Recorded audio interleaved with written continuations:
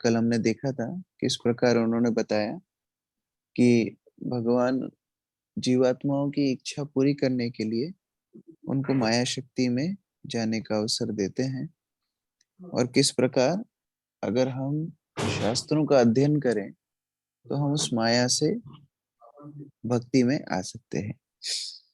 आज हम पढ़ेंगे 28वें श्लोक से। श्लोक पढ़िए। न्यूनं व्रतस्नानहुता दिनेश्वरः समार्चितो रस्य गृहीतपाणिभिः पिबन्ति आसक्ष्य धरामृतमुहो व्रजस्त्रिय सम्मुमुहुर्यदार्शया। अनीता माता जी अनुवाद पढ़िए। हरे कृष्ण प्रभु जी, धन्यवाद प्रणाम। हरे कृष्ण प्रभु जी। हे सखियों, उनकी पत्नियों के विषय में सोचो जिनके साथ उनका पाणी ग्रहण हुआ था।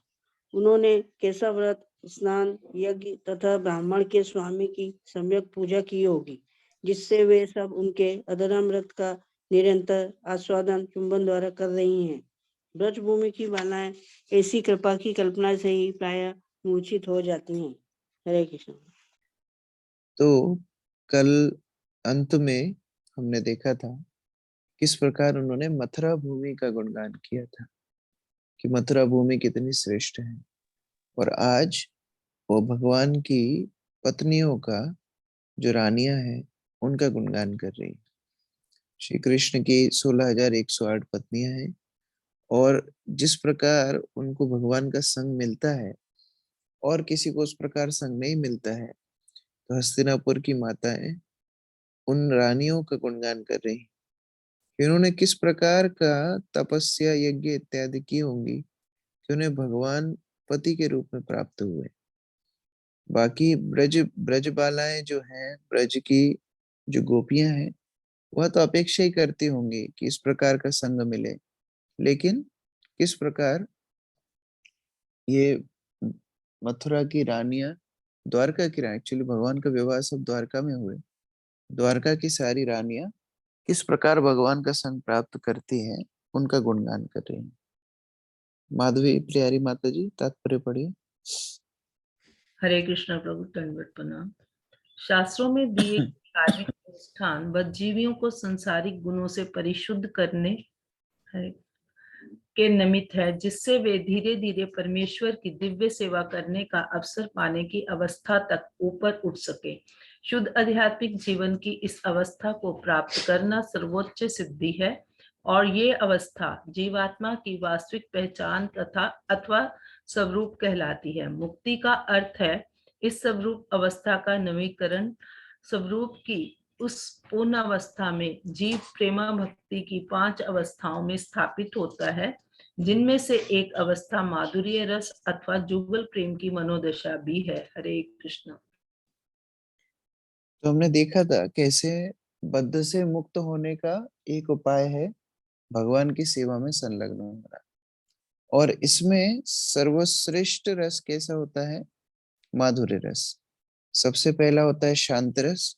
शांत रस मतलब जिसमें सक्रिय भाव नहीं होता है, वह अप्रत्यक्ष रूप से सेवा करते हैं। जैसे पेड़ पौधे हैं, या वृंदावन की नदी है, या पाषाण है, पत्थर है, इस प्रकार भगवान के वस्त्र हैं, ये सब शांत रस में होते हैं। लेकिन जब इससे थोड़ा ऊपर उठते हैं तो दूसरा रस है दास्य रस। भगवान की जब प्रत्यक्ष सेवा कोई करता है तो वो दास्य रस में होता है। फिर इससे ऊपर, दास्य से ऊपर है साख्य, जिसमें भगवान का मित्र इत्यादि भगवान की सेवा मैत्रीपूर्ण ढंग से करते हैं, कभी लड़ाई भी करते हैं, कभी भगवान को बुलाना भी देते हैं। उसके बाद चौथा स्तर है वात्सल्य, जिसमें माता यशोदा, नंद महाराज इत्यादि भगवान के प्रति वात्सल्य प्रेम रखते हैं, कई भगवान को दंड भी देते हैं। और सबसे श्रेष्ठ है माधुर्य रस। इस माधुर्य रस में 2 प्रकार हैं जो यहाँ पर बताया जा रहा है। आगे पढ़िए विनोद प्रभु। हरे कृष्ण प्रभु, दंडवत प्रणाम। यहाँ पर माधुर्य रस के 2 प्रकार के भक्तों का उल्लेख हुआ है। एक है स्वकीय तथा दूसरा परकीय। दोनों ही संबंध भगवान कृष्ण के साथ माधुर रस के होते हैं।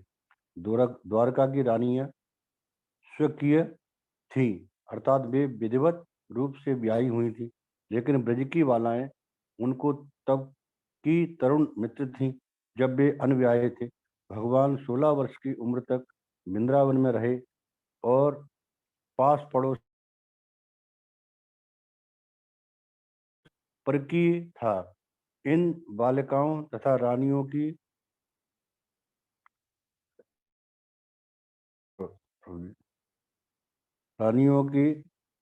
शास्त्रोक्त व्रत, स्नान आदि अग्नि यज्ञ द्वारा कठिन तपस्याएं करनी पड़ी, लेकिन ये सब अनुष्ठान अपने आप में परिपूर्ण नहीं है।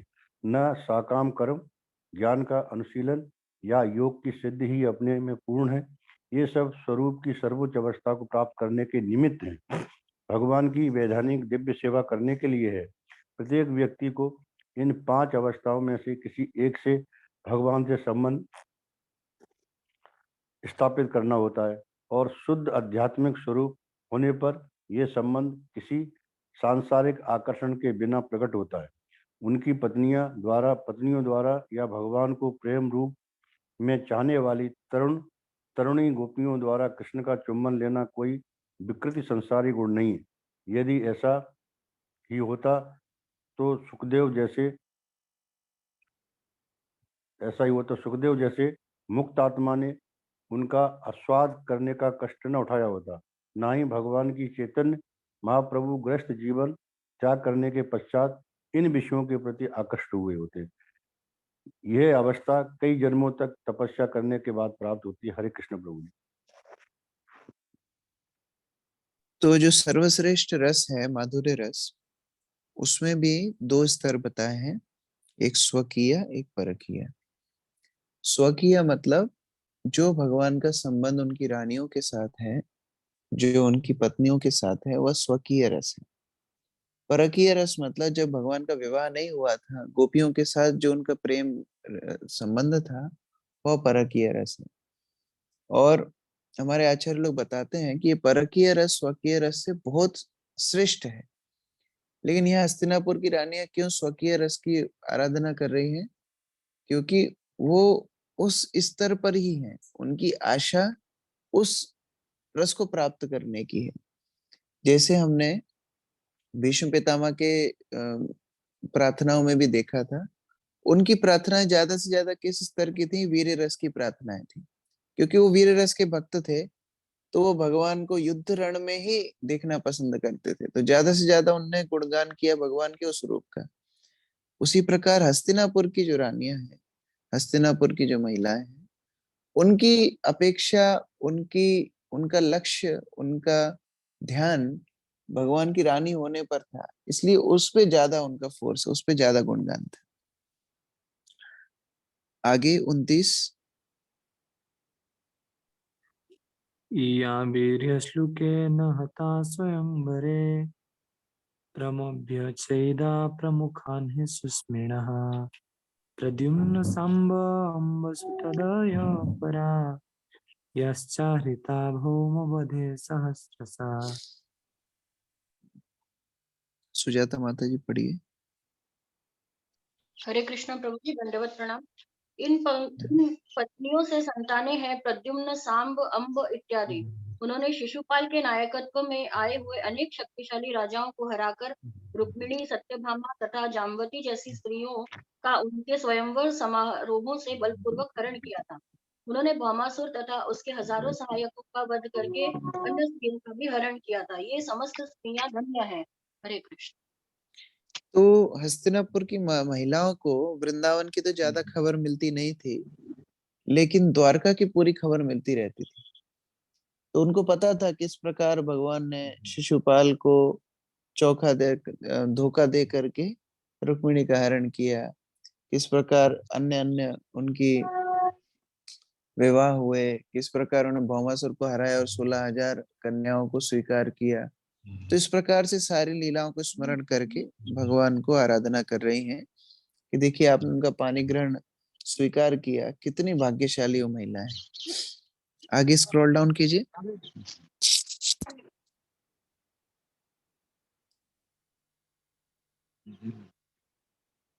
तो हम ये लीलाएं मुख्य रूप से दशम स्कंद में पढ़ेंगे कि कैसे भगवान की 8 पटरानियां थी, उन 8 का विवाह भगवान से कैसे हुआ। उसके बाद जब भौमासुर को भगवान ने वध किया तो उस समय पर 16,000 कन्याएं उनके कारागृह में थी, जिनको अलग अलग जगह से वो पकड़ के लाए थे। उनके पिताओं को, उनके भाइयों को वध करके उनको पकड़ करके लाए थे और कारागृह में रखा हुआ था। तो जब भगवान ने उनको छुड़ाया तो उन सब ने प्रार्थना की कि भगवान, एक दिन कोई महिला अगर घर से बाहर रह के आती है तो उसके चरित्र को ठीक स्वीकार नहीं किया जाता। तो हम तो इतने समय पर इसके कारागृह में रह रहे थे, तो अभी हमको कौन स्वीकार करेगा? तो आप ही हमको स्वीकार कर लीजिए, नहीं तो हमको ये पूरा संसार में कोई भी स्वीकार नहीं करेगा, हमारा जीवन व्यर्थ चला जाएगा। तो भगवान ने उनकी प्रार्थनाओं से स्वीकार किया और 16,000 रूपों में विस्तार करके उनसे विवाह किया। तो उस प्रकार से ये सारी महत्वपूर्ण लीलाएं हम दशम स्कंद में और विस्तार से देखेंगे। यहाँ पर हस्तिनापुर की माताएं याद कर रही हैं। अगला श्लोक 30। एताः परास्त्रित्वमुपास्तस्ते सलहानं निरस्तशौचं वत साधु कुर्वते कस्कुरुलो न च न पति न जातु पायल माता जी पढ़िए। हरे कृष्ण प्रभु जी। इस सभी स्त्रियों ने व्यक्तित्व का शुद्धि के विहीन होते हुए भी अपने जीवन को धन्य किया और उनके पति कमल नयन श्री भगवान ने उन्हें घर में कभी अकेला नहीं छोड़ा। वे उन्हें बहुमूल्य भेंट प्रदान करके उनके हृदय को प्रसन्न बनाते रहे।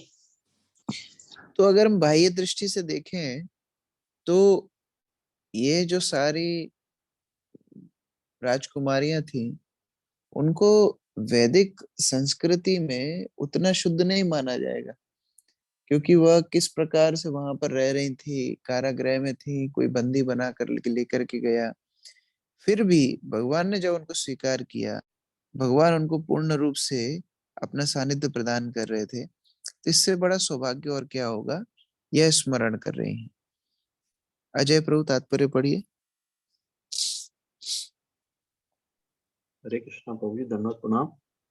भगवत भक्त परिशुद्ध हो चुके जीव होते हैं।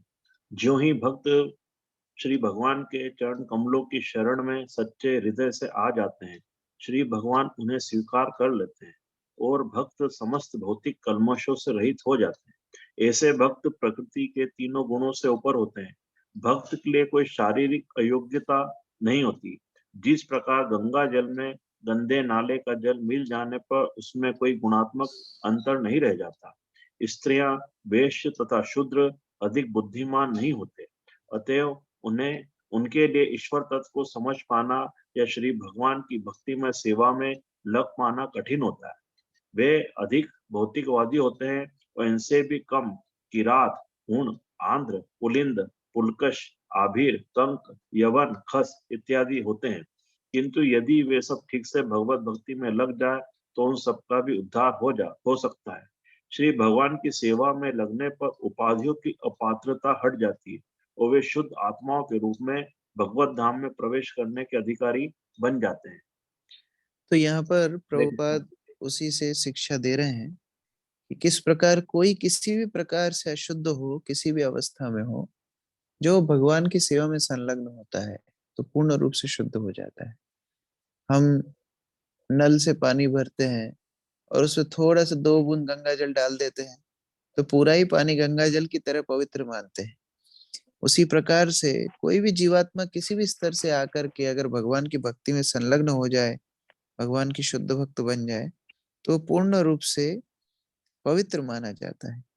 इसलिए हम लोग को भक्तों का जो जाति, समाज, उनके शारीरिक दोष, यह सब नहीं देखना चाहिए, क्योंकि ये सब भौतिक स्तर है। वो इसको बहुत पीछे छोड़ करके आ गए। हम किसी डॉक्टर के पास जाते हैं तो भी हम उसका बैकग्राउंड नहीं देखते, हम केवल उसकी डिग्री देखते हैं कि अरे इसने पढ़ाई की है, इससे इलाज कराना चाहिए। हम उससे उसका जाति, उसका परिवार, उसका रंग रूप ये सब नहीं देखते।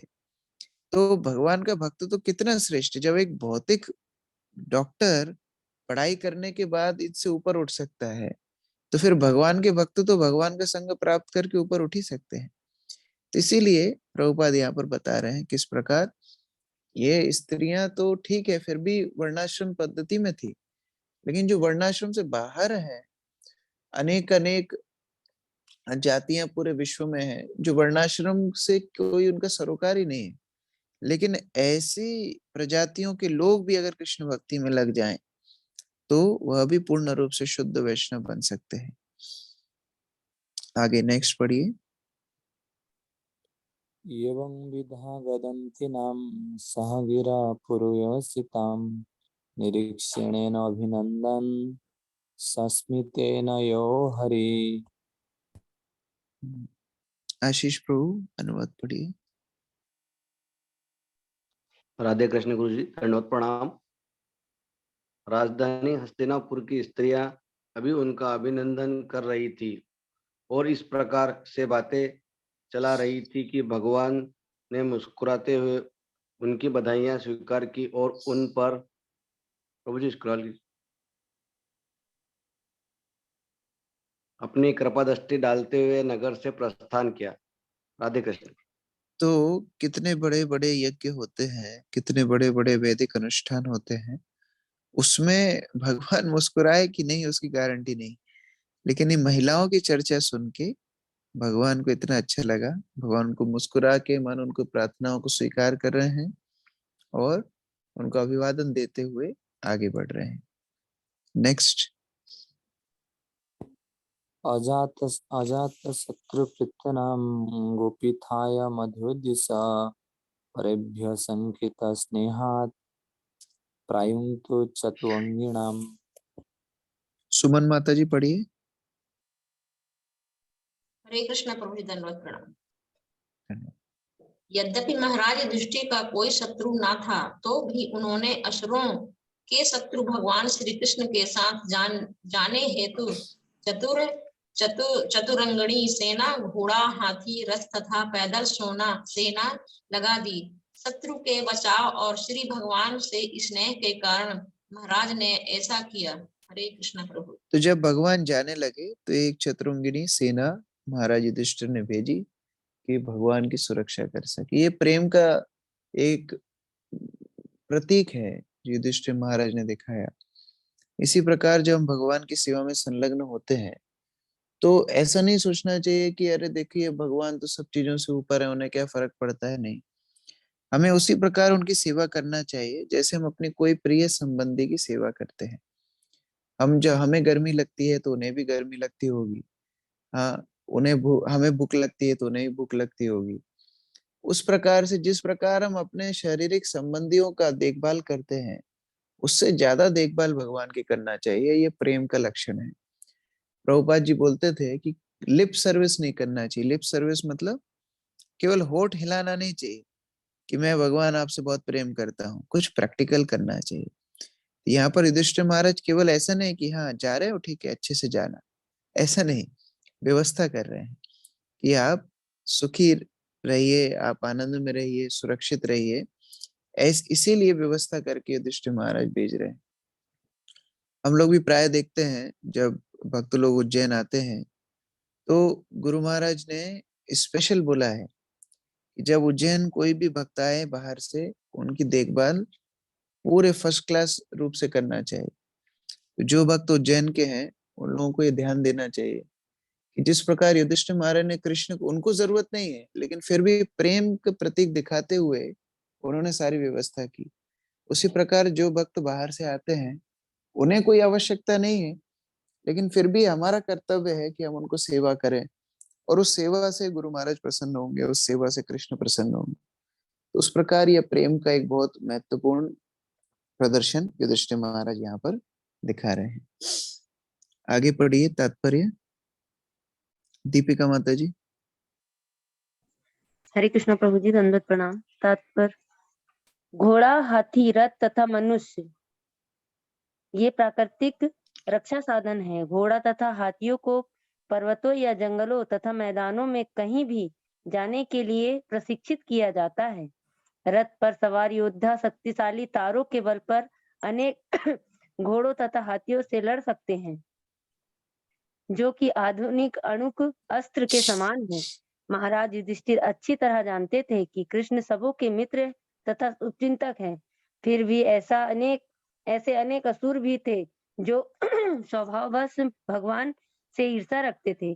अतएव कोई उन पर आक्रमण न कर दे तथा स्नेहवश भी उन्होंने भगवान कृष्ण के अंगरक्षकों के रूप में चतुरंगिनी सेना लगा दी। आवश्यकता पड़ने पर श्री कृष्ण उन लोगों के आक्रमण से अपनी रक्षा कर सकते थे जो उन्हें अपने शत्रु मानते थे। फिर भी उन्होंने महाराज युधिष्ठिर द्वारा किया गया यह प्रबंध स्वीकार कर लिया, क्योंकि वे अपने बड़े भाई तथा राजा की आज्ञा का उल्लंघन नहीं कर सकते थे। भगवान अपनी दिव्य लीला में आश्रित का सा खेल खेलते हैं और इस तरह कभी-कभी वे अपने तथाकथित असहाय बाल अवस्था में यशोदा माता की देख रेख स्वीकार करते हैं। यह दिव्य लीला है। भगवान तथा उनके भक्त के बीच जितना भी दिव्य आदान प्रदान होता है वह मूलतः दिव्य आनंद प्राप्त करने के लिए होता है, जिसकी तुलना ब्रह्मानंद स्तर से भी नहीं की जा सकती। हरे कृष्णा। तो इस प्रकार से भगवान यद्यपि उन्हें किसी वस्तु की आवश्यकता नहीं है, फिर भी भक्तों के प्रेम को स्वीकार करते हैं। इसी प्रकार भगवान के भक्त भी कई बार हम सेवा करते हैं और हमारी सेवा त्रुटिपूर्ण होती है, उनके लिए कष्टदायक होती है, फिर भी वो स्वीकार करते हैं, क्योंकि वह समझते हैं कि ये प्रेम से कुछ करना चाहता है, तो मैं क्यों इनको निराश करूं। इसलिए गुरु वैष्णव इतनी कृपा करते हैं, वो प्रेममय सेवा को स्वीकार करते हैं। यद्यपि उसमें कई बार त्रुटि होती है, लेकिन फिर भी उनकी तरफ से प्रेम का लक्षण क्या है? यद्यपि उनको जरूरत नहीं है, वो हमारी सेवा स्वीकार करते हैं। तो इस प्रकार ये सुंदर आदान प्रदान भक्तों के और भगवान के बीच में होता है। अगला श्लोक 33। अथ दुरागतान् शौरी कौरवान् वीरहातुरान् सन्निवर्त्य दृढं स्निग्धान् प्रायात् स्वनगरीं प्रियैः। योगिता माता जी आगे पढ़िए।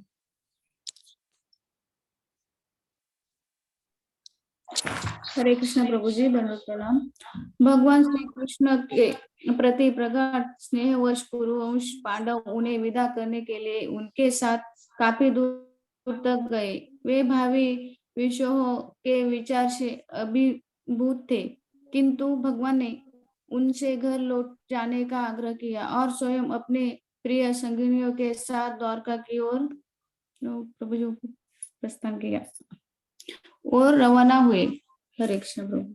तो यह भी एक वैदिक संस्कृति है, जब कोई प्रिय व्यक्ति, कोई अतिथि घर से जाते हैं तो उन्हें छोड़ने के लिए बाहर तक, दूर तक थोड़ा आना चाहिए। यह वैदिक संस्कृति है कि स्वागत करने के लिए हम बाहर तैयार हों, उसके बाद लेने के लिए हम बाहर जाएं, छोड़ने के लिए हम बाहर जाएं। ये वैदिक संस्कृति है। आज के समाज में अगर देखें तो जैसे कोई स्टेशन आता है तो स्टेशन से लेके आना चाहिए, स्टेशन तक, एयरपोर्ट तक छोड़ के आना चाहिए।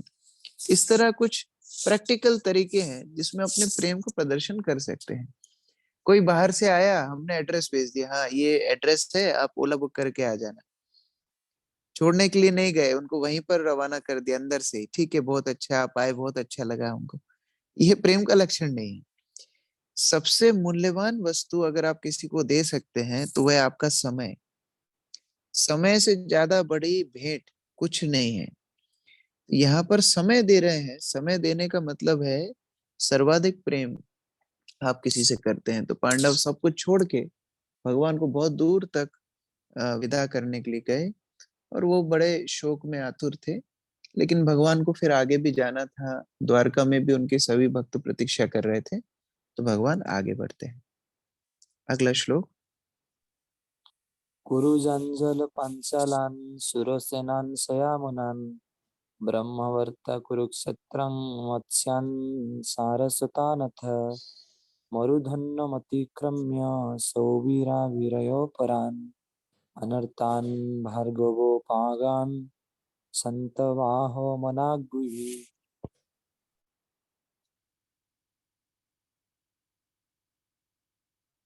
राकेश ठाकुर प्रभु पढ़िए।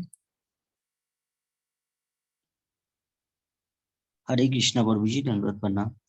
हे सौरभ, तब भगवान कुरु जंगल पचाल सुलसेन यमुना के तटवर्ती प्रदेश ब्रह्मवर्ता कुरुक्षेत्र मत्स्य सारवता मरुप्राप्त तथा जल के अभाव वाले भाग से होते हुए आगे बढ़े। इन प्रांतों को पार करने के बाद वे सोवीर तथा अवीर प्रांत पहुंचे और अंत में इस सबके परिचय की और इष्ट द्वारा पहुंचे।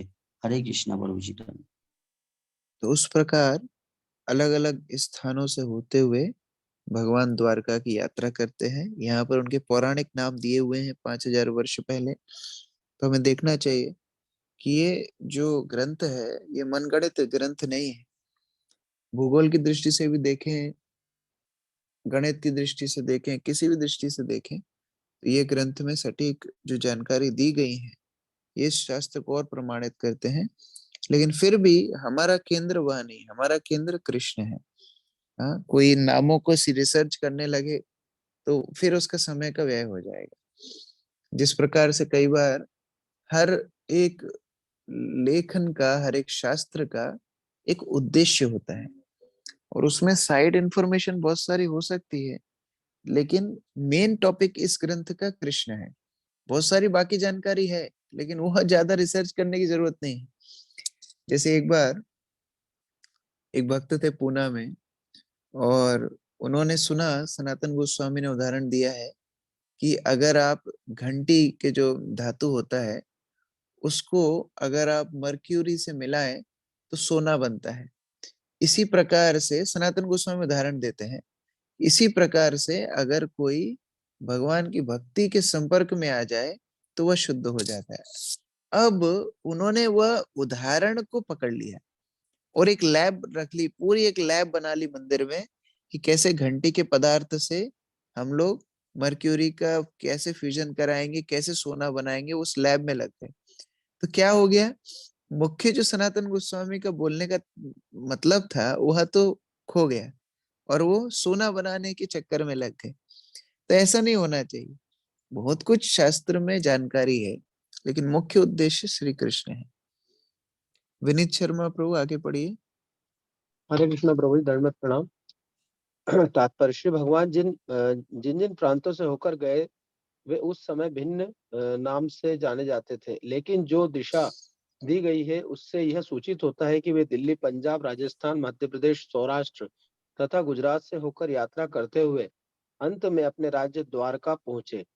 हमें उन दिनों से आज तक इन प्रांतों के समानार्थी प्रांतों के नाम ढूंढने से कोई लाभ मिलने वाला नहीं, लेकिन ऐसा प्रतीत होता है कि 5000 वर्ष पूर्व भी राजस्थान का मरुस्थल तथा मध्य प्रदेश जैसे जल के अभाव वाले प्रांत विद्यमान थे। भू विशेषज्ञों का यह सिद्धांत कि मरुस्थल हाल ही में विकसित हुए श्रीमद् भागवतम के कथन से पुष्ट नहीं होता।